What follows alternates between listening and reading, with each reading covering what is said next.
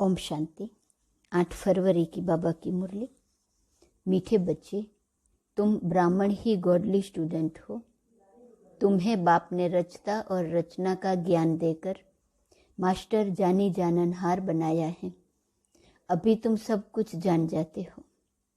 प्रश्न: दूसरों को समझाने की फलक किन बच्चों में रहेंगी? उत्तर: जिसके पास ज्ञान की पूंजी है, जो स्वयं हर बात को समझकर धारण करते हैं, वही दूसरों को फलक से समझा सकते हैं। तुम्हें फलक से सबको बाप का परिचय दे उनसे वर्षा लेने की विधि बतानी है। गीत तकदीर जगाकर आई हूँ। ओम शांति। वास्तव में यह गीत गाने की जरूरत नहीं है, परंतु बहलाने के लिए यह आवाज करना पड़ता है। वास्तव में आत्मा को आवाज करने की दरकार नहीं। आत्मा तो आवाज से परे निर्वाण धाम जाने चाहती है। बहुत बाजे गाजे तालियां आदि सुनकर आत्मा थकी हुई है, इसलिए अब बाप को याद करती है, हे भगवान मुझे ले जाओ। बच्चे जानते हैं यह बाप हमको समझा रहे हैं। जैसे घर में बाप और दादा दोनों बच्चे बच्चे कहते हैं, दादा ऐसे नहीं कहेंगे पोतरे इधर आओ, दोनों ही कहेंगे बच्चे इधर आओ। यहाँ तो बाप और दादा साकार और निराकार दोनों इकट्ठे हैं। वास्तव में सभी मनुष्य मात्र का यह बाप और दादा है। तो जरूर परमपिता परमात्मा को सृष्टि रचने आना पड़े। तुम्हारा नाम बहुत अच्छा रखा हुआ है, ब्रह्मा कुमार कुमारियाँ। आबू में भी अधर देवी और कुंवारी कन्या के मंदिर हैं। तो एक कन्या तो नहीं होंगी न, जरूर बहुत होंगे। दोनों का अलग अलग मंदिर है। अधर कुमारी किसको कहा जाता है, कुंवारी कन्या किसको कहा जाता है, यह तो तुम ही जानते हो। यह है शिव शक्तियाँ। अंदर बहुत बड़ा मंदिर बना हुआ है। बहुत कोठरियाँ हैं, तो मंदिर भी साक्षी देता है कि कुमारियाँ और अधर कुमारियाँ बहुत हैं। चित्र जो बनाते हैं वह भी यादगार हैं जो होकर गए हैं। जैसे देवी देवताओं के चित्र हैं, जरूर होकर गए हैं। वे विश्व के मालिक थे, अब नहीं है।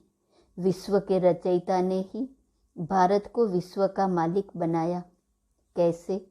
सो अब प्रैक्टिकल बन रहे हैं। अभी कलयुग है, सतयुग है, एक आदि सनातन देवी देवता धर्म। कलयुग में अनेक धर्म और अनेक प्रजा का राज्य है। तुम बच्चे जब सुनते हो तो समझते हो। बाबा यथार्थ रीति ठीक समझाते हैं, परंतु कोई कारणवश हमको धारणा नहीं होती है, इसलिए औरों को भी धारणा नहीं करा सकते हैं। कोई न कोई विघ्न है। हम डबल स्टूडेंट हैं। बाकी बाप तो बहुत अच्छी रीति समझाते हैं। अनेक मनुष्य, अनेक धर्म हैं। 5000 वर्ष पहले भारत स्वर्ग था। बहुत थोड़े मनुष्य थे, सिर्फ सूर्यवंशी और चंद्रवंशी। वह आत्माएं परमधाम से आई थी अपना पार्ट बजाने। बाकी सभी धर्मों की आत्माएं निर्वाण धाम में थी। अभी अनेक धर्म हैं, बाकी देवी देवता धर्म प्रायः लोप है। तो जरूर फिर सतयुग बनेगा। परमपिता परमात्मा को ही आकर स्वर्ग रचना पड़े। भक्त जो भगवान को याद करते हैं, तो उन्हों को भक्ति का फल देने के लिए भी यहाँ आना पड़ेगा। बाकी सबको वापिस मुक्तिधाम ले जाना होता है, और तो कोई वापिस ले जा नहीं सकता। अगर एक भी गुरु गति सदगति का रास्ता जानता होता, तो फिर उनके पिछाड़ी लाखों शिष्य भी जाते। उन यात्राओं में तो जाकर फिर लौट आते हैं, परंतु मुक्तिधाम से फिर वापिस आए ही क्यों? एक को रास्ता मिले तो सबको ले जाए। अब एक बाप आया है तो तुम सबको रास्ता मिलता है ना। सभी को दुख की दुनिया से छुड़ाते हैं, इसलिए उनको लिबरेटर कहते हैं। उस निराकार को आने के लिए शरीर चाहिए, तो नई दुनिया को रचने के लिए प्रजापिता भी चाहिए। रचना यहाँ रचनी है, तो ब्रह्मा भी यहाँ का मनुष्य चाहिए। सूक्ष्म वतन से उतर नीचे तो नहीं आएगा। कहते भी हैं अभी ब्रह्मा की रात है, तो ब्रह्मा मुख वंशावली की भी रात है। अब अंत में बाप आए हैं दिन करने। ब्रह्मा की रात पूरी होती है तो बीके की रात भी पूरी होती है। प्रजापिता ब्रह्मा तो ठीक है, वास्तव में सभी मनुष्य आत्माओं का बाप परमात्मा को कहा जाता है। सभी उनको गॉड फादर, परमपिता परमात्मा कहते हैं। सेंसिबल मनुष्य जब गॉड फादर कहते हैं तो कोई मनुष्य को याद नहीं करते। कोई तो कहते हैं वह ज्योति स्वरूप है, ब्रह्म है। ब्रह्मा विष्णु शंकर को तो ब्रह्म नहीं कहेंगे। तो पहले पहले परिचय देना है अपना कि हम बीके हैं। ब्रह्मा को भी परमपिता परमात्मा रचते हैं। फिर ब्रह्मा मुख से ब्राह्मणों को रचा। प्रजापिता हैं तो जरूर बहुत संतान होंगी। इस रीति सिजरा बढ़ता जाता है। ब्राह्मणों का वर्ण बदल सतयुगी देवता बनते हैं, क्योंकि बाप बैठ ब्राह्मणों को राजयोग सिखलाते हैं। बाप कहते हैं तुम मेरे द्वारा मुझे और मेरी रचना को जानने से सब कुछ जान जाते हो, बाकी कुछ जानने के लिए नहीं रहता। इतना बड़ा इम्तिहान पास कर लेते हो, अर्थात मास्टर जानी जाननहार बन गए। गॉडली स्टूडेंट सिर्फ ब्राह्मण ही होते हैं। देवताएं, वैश्य व शूद्र कोई भी गॉडली स्टूडेंट नहीं होते हैं। भगवानुवाच होता ही ब्राह्मणों प्रति है। अगर कृष्ण भगवानुवाच हो तो भी किन्हों प्रति? जरूर ब्राह्मण चाहिए। तो प्रजापिता द्वारा ब्राह्मण रचते हैं। रुद्र ज्ञान यज्ञ भी ब्रह्मा ही रचते हैं। कृष्ण ज्ञान यज्ञ तो कभी नहीं कहते। तो पहले पहले समझाना है कि हमको पढ़ाने वाला स्वयं परमपिता परमात्मा है, जो ही ज्ञान सागर है। वही हमारा बाप, टीचर, सतगुरु है। फिर इसमें कोई उल्टा सुल्टा प्रश्न उठाने की दरकार ही नहीं। इतने ढेर बीके हैं, कोई एक दो नहीं है। पहले पहले पढ़ाना ही अलफ है। अलफ बिगर मनुष्य कुछ भी जान नहीं सकते। उन्हों को समझाना चाहिए कि परमपिता परमात्मा शिव ब्रह्मा द्वारा, परमपिता परमात्मा शिव ब्रह्मा मुख द्वारा ब्राह्मण रच रहे हैं। अकेला ब्रह्मा तो रचता नहीं है। यह पॉइंट्स धारण करने की है। बाबा के पास ज्ञान है तो तुमको डिलीवरी करते हैं। तुम हो ज्ञान गंगाएं, सागर तो एक ही है। यह ब्रह्मा भी ज्ञान कंठ करते हैं तो यह भी ज्ञान गंगा हुई। ज्ञान कंठ करने वाले को ज्ञान गंगा कहा जाता है। उसमें मेल फीमेल दोनों आ जाते हैं। ज्ञान सागर तो एक ही बाप है। यहाँ देखो पानी के सागर को तो टुकड़ा टुकड़ा कर दिया है। सतयुग में जब एक ही सूर्यवंशी राजाई थी तो सागर के टुकड़े नहीं थे। कहाँ भी जाकर सैर कर आते थे। वहाँ कोई कह न सके मेरी हद में न आओ अथवा पानी न लो। यहाँ तो एक दो का पानी ही बंद कर देते हैं। कितने टुकड़े हो गए हैं। अब हम एक ही सचखंड स्वर्ग की स्थापना कर रहे हैं। बाप का भी विचार सागर मंथन होता है तब तो समझाते हैं। ब्रह्मा भी कहेंगे सभी जीवात्माएं हमारे बच्चे हैं। आदिदेव अथवा आदम सभी का बाप है। ऐसे नहीं उस समय कोई मनुष्य नहीं थे फिर आदम ने आदमी पैदा किए, नहीं। निराकार बाप को पहले जरूर आदम में आना पड़े तब तो मुख वंशावली रचे।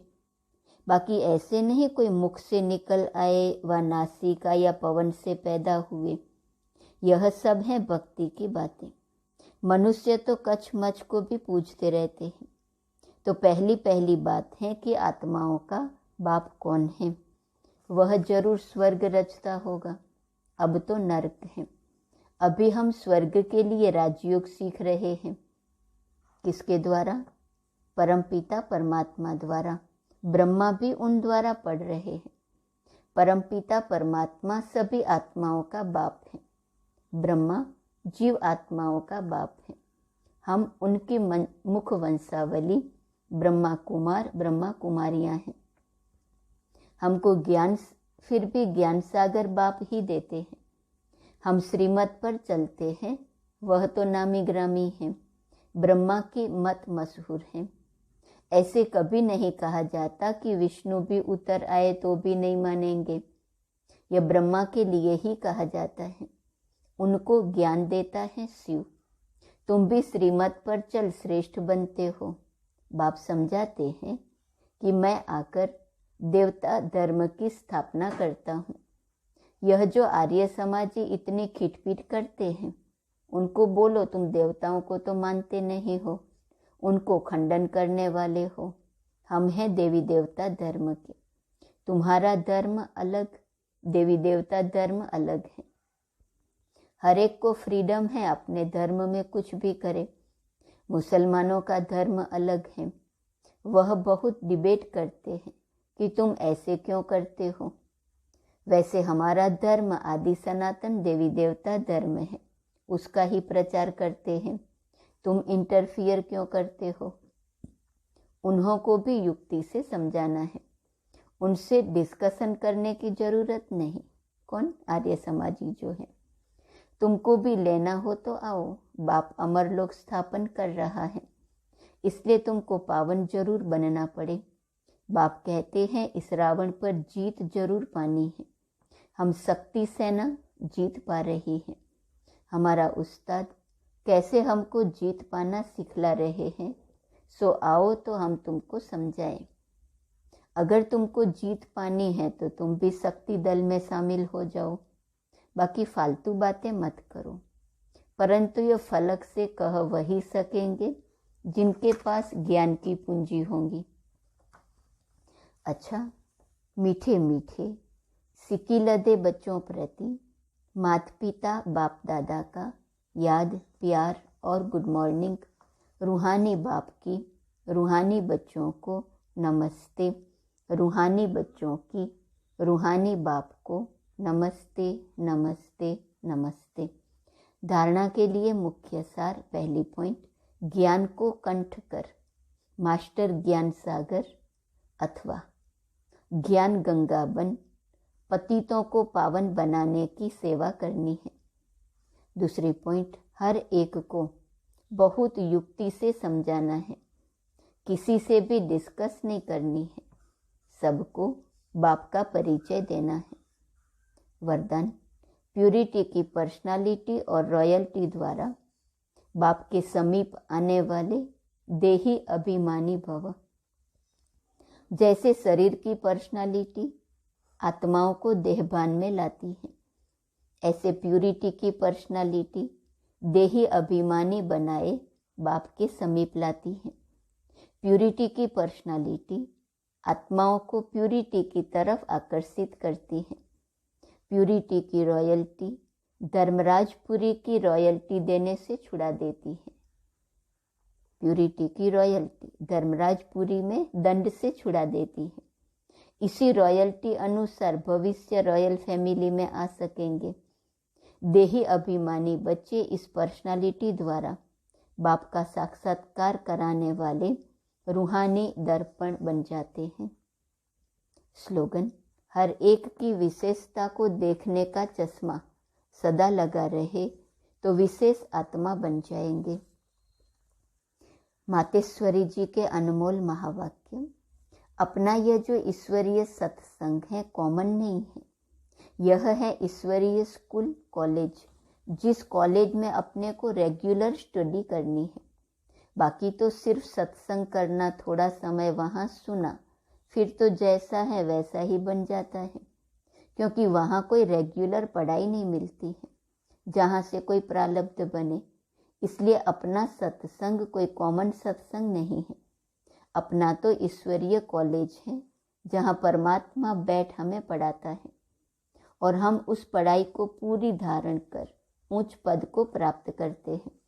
जैसे रोजाना स्कूल में मास्टर पढ़ाए डिग्री देता है, वैसे यहाँ भी स्वयं परमात्मा गुरु पिता टीचर के रूप में हमको पढ़ाए सर्वोत्तम देवी देवता पद प्राप्त कराते हैं।